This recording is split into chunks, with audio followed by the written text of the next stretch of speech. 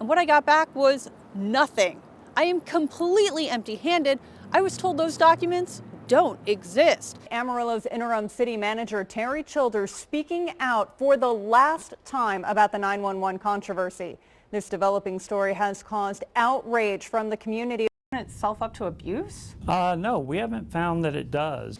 The home quiet tonight, but you can still see it wrapped in crime tape. And there was a little bit of a scare earlier tonight. I got this stack of almost 1,000 receipts. That's from the last 3 years. Tonight, I'm going to take you on a deep dive on what it contains. What I discovered is some interesting expenses, all paid for by you. You have a couple different options to better source your pet's food. First, you can buy food labeled human grade. That means, yes, you can actually eat it. And no, it doesn't taste bad. Happening this week, drivers are asked not to drive distracted, especially in work zones like these. It's a very summer-like forecast right there. So what you're saying is ice cream every day, all week long. I like your style.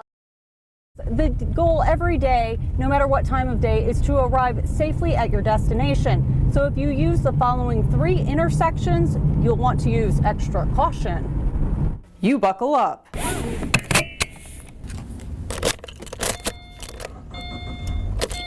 You drive with caution.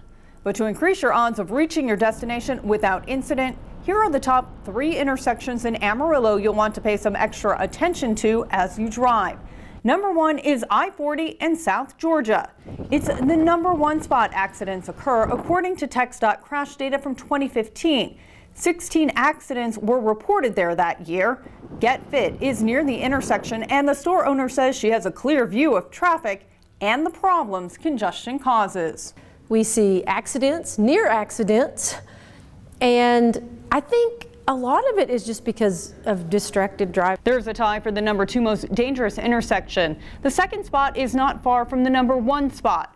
I-40 in Southwestern is just down the street. There, 15 accidents were reported in 2015. You can see accident debris surrounds the intersection. The general manager of Blue Sky says he has a great view of accidents as they occur. A lot of them are just fender benders. Most of those end up floating into our parking lot and blocking off entrances and exits due to fire trucks. He attributes the accidents to having too busy roads crossed. You go to a lot of the other main intersections and there's just a gas station. We've got a lot of major restaurants right here. Bell Street and Plains Boulevard also ties for #2 with 15 accidents reported.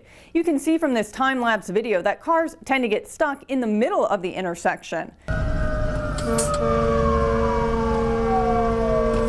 The Amarillo Fire Department is often first on the scene to crashes. Last year we ran just over 20,000 calls, and of that about 16% were motor vehicle accidents. He says crashes range from minor to major. While accidents are rarely completely avoidable, he says there are steps drivers can take to reduce being in a collision. Put the cell phones away, buckle up, pay attention, look out for those around you, and just be a cautious driver. Driving defensively, especially at these intersections, could keep you rolling safely to your destination. And of course, there are several other intersections in Amarillo that are dangerous and you'll want to use extra caution at. Go to abc7amarillo.com to see the 5 top most dangerous intersections for our city. Reporting live from the road, Nicole Kahn, ABC7 News. ABC7 News, the Panhandle Spirit, starts now. Right now, many cities dealing today with ice damage. Here are a few photos from Spearman from the High Plains Observer. Roads there are still slick. Also, the Stinnett Fire Department says FM 687 has reopened tonight. It was closed earlier today because of downed power lines in the road. Happening now, that ice is causing plenty of power problems as we deal with winter weather for a second day. Xcel Energy says the communities of Dea Rousette, Follette, Higgins, and Lipscomb are without power because of a main line being down. 1,086 customers are in the dark. Xcel says it may take up to 24 hours to restore power to those towns. And since early this morning, almost 10,000 Xcel customers in the Texas Panhandle have faced power outages. Some power has been restored, but about 6,000 customers are waiting to be reconnected. Other impacted areas include Pampa, Perrington, and Borger. There are more than 350 Xcel employees working to restore power. A warming station is open in Borger on South Cedar Street for those without power in that area tonight. And power outages stretch on into the Oklahoma Panhandle. You see here a picture of some of that damage there. Tri-County Electric Cooperative says about 2,000 customers in Beaver County are without power. Most of the outages were caused by ice-coated trees falling onto power lines. So far, 100 poles have snapped because of the ice.